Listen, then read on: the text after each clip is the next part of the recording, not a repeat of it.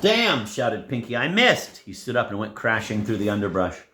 Oh my God, cried Odette, and she stumbled after him, snapping the same twigs underfoot, ducking the same barbed wire. Where are we going?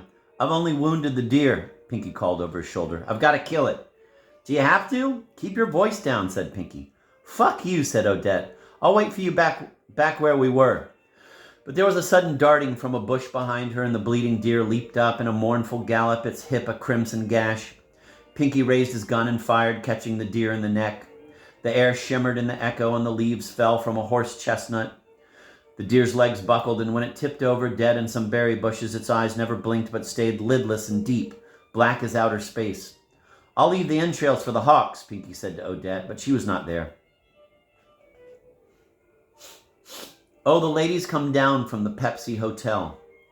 Their home has no other name than the sign that was placed like a big cola bell. Pepsi Cola, have a Pepsi Hotel. Only a few of Odette's poems about whores rhymed. The ones she'd written recently, but perhaps the library crowd would like those best, the anticipation of it.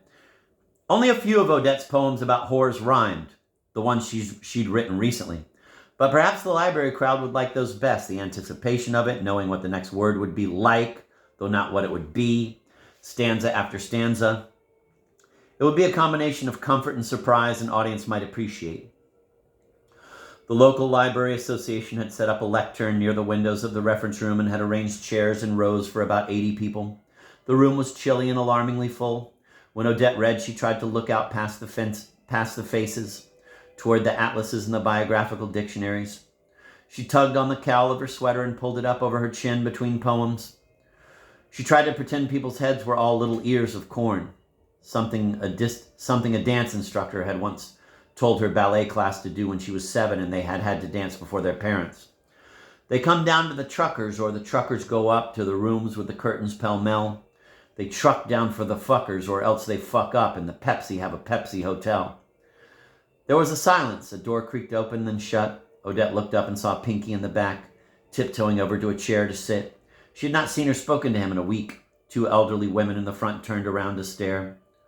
Oh, honey, they sigh. Oh, honey, they say. There are small things to give and to sell, and heaven's among us, so work can be play at the... There were other stanzas, too many, and she sped through them. She took a sip of water and read a poem called Sleeping Wrong. She slept wrong on her back last night, it began.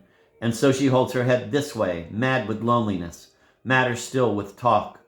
She then read another long one titled, Girl Gets Diphtheria, Loses Looks. She looked up and out. The audience was squinting back at her, their blood sugar levels low from early suppers, their interest redirected now and then toward her shoes, which were pointy and beige. I'll close, she said loudly into the mic, with a poem called Les Cirques in the Rain. This is not about a French monkey circus, discouraged by weather. This is about the restaurant you pull up to in a cab. Your life stopping there and badly, like a dog's song, your heart put in funny. It told the story of a Manhattan call girl worrying a crisis of faith. What is a halo but a handsome accident of light and orbiting dust? What is a heart but a... She looked out at the 2 elderly women sitting polite and half-attentive, unfazed in the front row. One of them had gotten out some knitting. Odette looked back at her page. Chimp in the chest, she had written in an earlier draft, and that was what she said now. Afterward, a small reception was held out by the card catalogs. There were little cubes of pepper cheese like dice placed upon a table. There was a checkerboard of crackers, dark and light, a roulette of cold cuts. It's a goddamn casino, she turned and spoke to Pinky, who had come up and put his arm around her. I've missed you, he said. I've been eating venison and thinking of you. Yes, well, thank you for coming anyway. I thought you read very well, he said. Not all of it I understood, I have to admit. Some of your stuff is a little too literature-y for me. Really, said Odette. People shook her hand, they looked at her quizzically, came at her with assumptions, presumptions, what they believed was intimate knowledge of her. She felt unarmed by comparison, disadvantaged. She lit up a cigarette. Do you really feel that way about men? Asked a man with a skeptical mouth. Do you really feel that way about women? Asked someone else. Your voice, said a young student. It's like, who's that actress? Mercedes McCambridge, said her friend. No, not her. Oh, I forget. Several elderly couples had put on their coats and hats, but they came up to Odette to shake her hand. You are wonderful, dear, said one of the women, gazing into Odette's nose. Yes, said the other, studying her own botched knitting, a scarf with an undulating edge. We come to these every year, said a man standing next to her.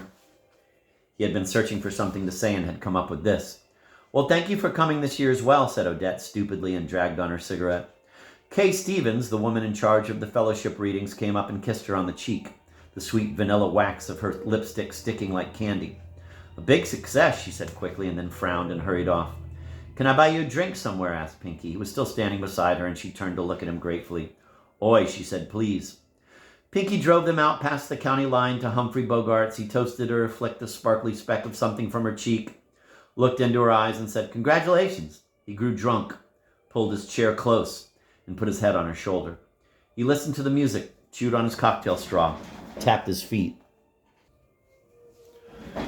Any requests? The band leader rumbled into the mic. Oh, give us one of the songs of Zion, shouted Pinky. What was that? The words popped and roared in the mic. Nothing, said Pinky. Maybe we should go, said Odette, reaching for Pinky's hand beneath the table. Okay, he said, all right. He struck a match to a candle in the dark of his bedroom, and the fire of it lit the wall in a jittery paint. He came back to her and pressed close. Why don't I go with you to New York, he whispered. She was silent, and so he said, No, I think you should stay here. I could take you cross-country skiing. I don't like cross-country skiing, she whispered back. It reminds me of when you're little and you put on your father's slippers and slough around the house like that. I could take you snowmobiling up by Sand Lake. There was another long silence. Pinky sighed. No, you won't. I can see you phoning your friends back east to tell them you decided to stay, and them shrieking, You did what? You know us East Coasters, she said desperately. We just come into a place, rape and pillage. You know, said Pinky, I think you are probably the smartest person I have ever known. She stopped breathing. You don't get out much, do you? He rolled back and stared at the shadowed ceiling, its dimples and blotches. When I was in high school, I was a bad student. I had to take special classes in this house behind the school. It was called The House. She rubbed his leg gently with her foot. Are you trying to make me cry? He took her hand, brought it out from beneath the covers, up to his mouth and kissed it. Everything's a joke with you, he said. Nothing's a joke with me. It just all comes out like one. They spent one last night together at his house late with all the lights off. They watched another cassette of Holocaust survivors. It was about a boy forced to sing for the Nazis.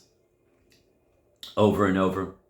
Because he could sing, he was the last to be shot in the head, and when they shot him, they missed the center of his brain. He was found alive. I must think of happy things, he said, now old and staring off. It may not be what others do, but it is what I must do. He had a beautiful voice, said a woman, another survivor. It was beautiful like a bird that was also a god with flutes.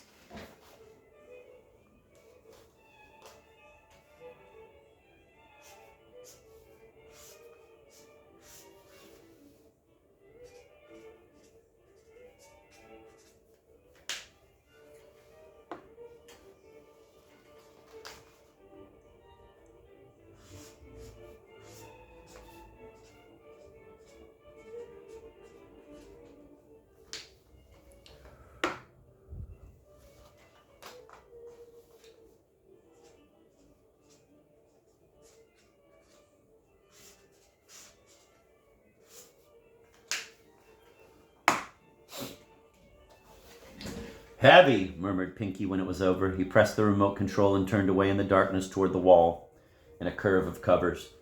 Odette pulled herself close, placed her hands around to the front of him, palms over the slight mounds of his breasts, her fingers deep in the light tangle of hair. Are you okay? She asked.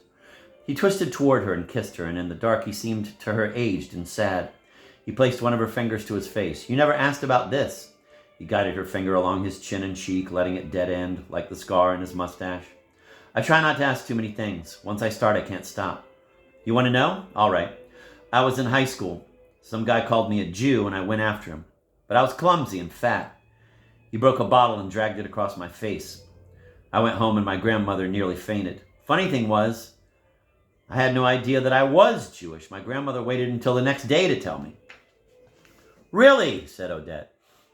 You have to understand Midwestern Jews. They're afraid of being found out. They're afraid of being discovered. He breathed steadily in and out, and the window shade flapped a little from being over the radiator. As you probably know already, my parents were killed in the camps. Odette did not say anything, and then she said, Yes, I know. And at the moment she said it, she realized she did know, somehow had known it all along, though the fact of it had stayed beneath the surface, gilled and swimming like a fish, and now had burst up, gasping with its mouth wide. Let's reread that one. Odette did not say anything, and then she said, yes, I know. And at the moment she said it, she realized she did know, somehow had known it all along, though the fact of it had stayed beneath the surface, gilled and swimming like a fish, and now had burst up, gasping with its mouth wide.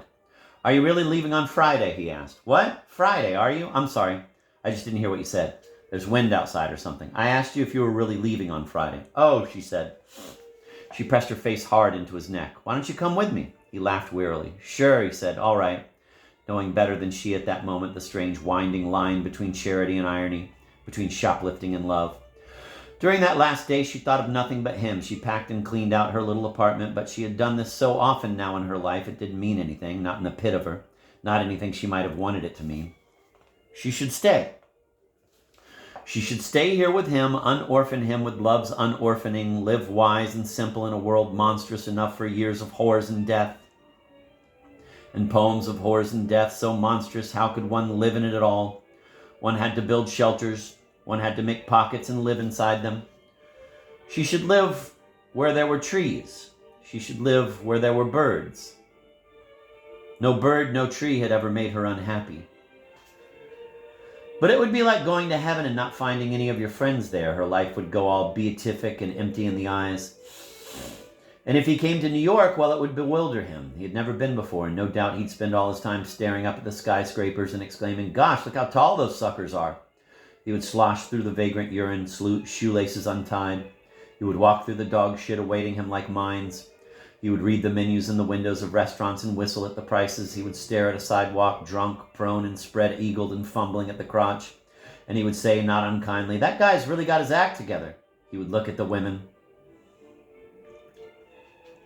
And her restlessness would ripple, double, a flavor of something cold. She would turn from him in bed, her hands under the pillow, the digital clock peeling back the old skins of numbers.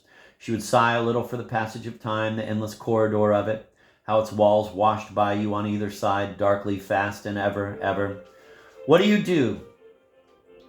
You stay overnight on the road somewhere, he said, standing next to her car in the cold.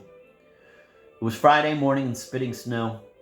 He had come over and helped her load up the car. I drive until dark, then I check into a motel room and read until I fall asleep. Then I get up at 6 and drive some more. So, what are you bringing with you to read? He asked. He seemed unhappy. She had a Vogue magazine and The Portable Young. Something by Young, she said. Young? He asked. His face went blank. Yeah, she sighed, not wanting to explain. A book he wrote called The Portable Young, she added. He's a psychologist. Pinky looked her deeply in the eyes. I know, he said. You do? She was a little surprised. Yeah, you should read his autobiography. It has a very interesting title. She smiled. Who are you? His autobiography? Really? Yeah, said Pinky slowly. It's called Young at Heart. She laughed loud to please him, then she looked at his face to fix him like this in her mind. He was wearing a black shirt, a black sweater, black pants. He was smiling. You look like Zorro today, she said, strangely moved. The spidery veins at his temples seemed like things underwater, tentacular and drowned. She kissed him long and at the rim of his ear. Feeling in the rolls and spaces of her brain a winding line, she got into the car. Though she hadn't even started up the engine, her departure had already happened. Without her, ahead of her, so that what she now felt was the taunt of being left behind, of having to repeat, to imitate, of having to do it again, and now, and again. All this wondering that you do, he said, leaning in the window, his face white as a cream cheese, his scar the carved zigzag of a snowmobile across a winter lake. Wind blew handsomely through his hair. How will anyone ever get close to you? I don't know, she said. She shook his hand through the window and then put on her gloves. And she thought about this all across Indiana, beneath the Easter hat of sunset that lit the motel roof in Sandusky, through the dawn of Pennsylvania into which she soared like a birth, like someone practicing to be born.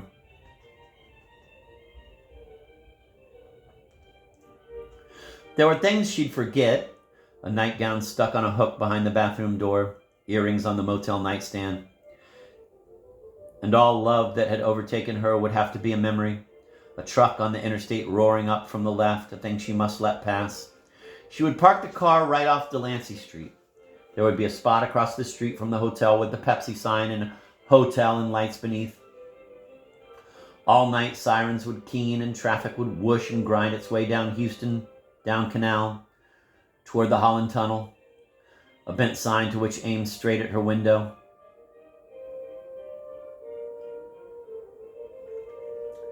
She would get up in the morning and go for sundries at the corner bodega. The clerk would mispress the numbers on the register and the toothpaste would ring up at $2,000. $2,000, the clerk would howl, standing back and looking at Odette. Get a real toothpaste. From a long distance and at night, a man would phone to say doubtfully, I should come visit on Valentine's. History of all kinds, incongruous and mangling itself, eating its own lips. If she had spurned gifts from fate or God or some earnest substitute, she would never feel it in that way. She felt like someone of whom she was fond, an old and future friend of herself, still unspent and up ahead somewhere, like a light that moves.